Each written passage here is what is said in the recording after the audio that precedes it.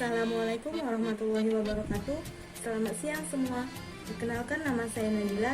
Saya bagian dari kelompok 8. Di sini saya akan melanjutkan materi bab 6 tentang pakaian Melayu. Sebelumnya terima kasih kepada dosen pengampu mata kuliah Budaya Melayu, Ibu Profesor Dr. Hasnah Faiza ARHMHUM, dan terima kasih juga kepada teman-teman yang telah bersedia menyaksikan video ini. Baiklah, di sini saya akan menjelaskan jenis-jenis pakaian Melayu. Yang pertama ada pakaian harian. Pakaian harian ini merupakan pakaian yang biasa dipakai oleh orang Melayu setiap harinya. Pakaian harian ini biasanya digunakan dalam kegiatan harian seperti bermain, ke ladang, ke laut, di rumah, ataupun dalam kegiatan bermasyarakat lainnya. Pakaian harian terbagi menjadi beberapa bagian. Yang pertama, pakaian harian masa kanak-kanak untuk laki-laki. Pakaian harian masa kanak-kanak kita kenal dengan istilah baju monyet. Apabila sudah beranjak besar, anak-anak tersebut akan memakai baju kurung teluk belanga atau baju kurung cekak musang. Ada kalanya mereka memakai celana setengah lutut, memakai kopiah atau ikat kepala dari kain 4 persegi, dan memakai kain samping. Apabila ia pergi sholat dan mengaji ke masjid atau surau, mereka akan memakai sarung dan kopiah. Berikut ini gambar pakaian harian masa kanak-kanak untuk laki-laki. Selanjutnya, pakaian harian masa kanak-kanak untuk perempuan. Pakaian harian anak perempuan menggunakan baju langsung yang terbuat dari bahan katun. Selain itu juga memakai celana panjang yang tertutupi oleh roknya. Bagian kepala menggunakan kerudung sorong yang memakai pengikat. Bila pergi ke masjid atau surau, ia menggunakan baju kurung atau baju kembang dan menggunakan kerudung. Berikut ini merupakan gambar pakaian harian masa kanak-kanak untuk perempuan. Yang ketiga, pakaian harian dewasa atau akhir balik untuk laki-laki. Laki-laki dewasa yang baru akhir balik memakai baju kurung cekak musang atau baju kurung teluk belanga bertulang belut ditambah dengan kain samping yang diikat pada pinggang dan memakai kopiah atau tanjak. Tapi kain samping bila dikenakan mesti berada di atas lutut untuk yang masih bujang. Berikut ini merupakan gambar pakaian harian untuk laki-laki yang sudah akhir balik. Selanjutnya, pakaian harian dewasa atau akhir baligh untuk perempuan. Perempuan dewasa yang baru akhir baligh memakai baju kurung, baju kebaya labuh, baju kebaya pendek yang selaras dan memakai kerudung.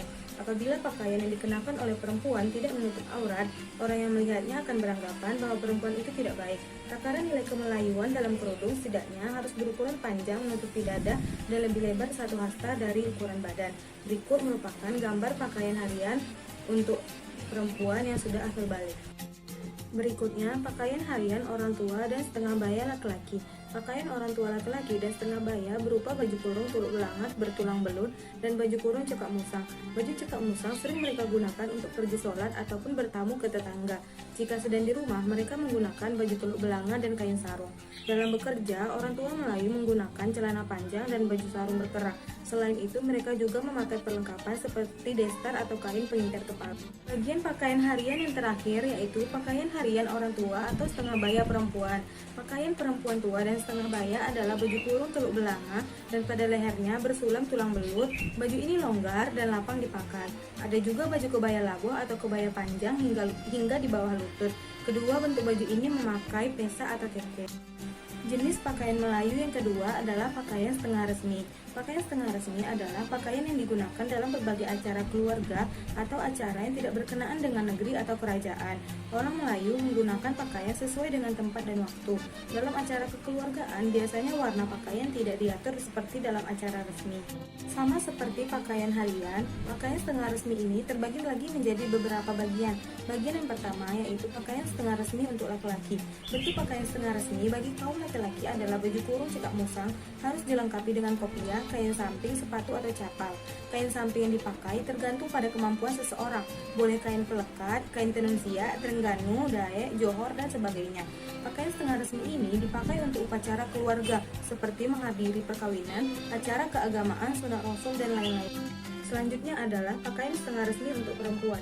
Bentuk pakaian resmi dan setengah resmi untuk perempuan adalah baju kurung teluk belanga dan baju kebaya labuh. Bahan baju ini terbuat dari sutra, satin, brokat, atau bahan bagus lainnya tergantung dengan kemampuan si pemakai. Syarat baju Melayu untuk kaum perempuan ini harus mengurung bagian aurat agar tidak terlihat, tidak terlalu sempit, tidak terlalu tipis sehingga menampakkan kulit badan. Untuk hiasan kepala memakai sanggul yang disebut dengan sanggul joget, sanggul lintang atau lipat pandan. Setelah rambut disanggul, kepala ditutupi dengan kain tudung yang umumnya sekarang digunakan yaitu jilbab. Untuk alas kaki memakai kasut baik hak tinggi atau hak rendah. Tidak disarankan untuk menggunakan sendal jepit.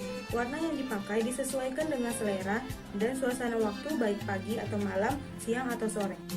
Jenis pakaian Melayu yang selanjutnya yaitu pakaian resmi.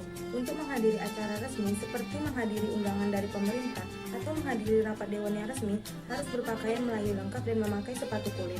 Pada zaman dahulu, acara resmi diatur oleh kerajaan, namun pada masa sekarang, acara resmi diatur oleh lembaga pemerintah atau lembaga adat.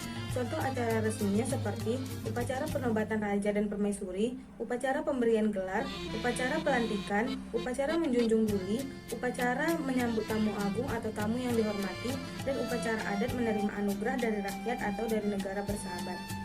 Pakaian resmi ini terbagi lagi menjadi dua, yaitu pakaian resmi untuk laki-laki dan pakaian resmi untuk perempuan. Yang pertama adalah pakaian resmi untuk laki-laki. Dalam upacara adat, sultan atau pemimpin negeri memakai setelan berwarna hitam atau kuning, termasuk tanjaknya. Bagi datuk-datuk atau orang besar, dalam upacara adat memakai warna hitam berkain samping. Bagi masyarakat, mereka bebas memilih warna apa saja kecuali warna kuning. Warna inilah nanti yang membedakan antara pemimpin dan bukan pemimpin. Jenis pakaian dan baju yang digunakan oleh kaum laki-laki adalah baju kurung cekak musang. Tidak diperbolehkan memakai baju kurung teluk belanga.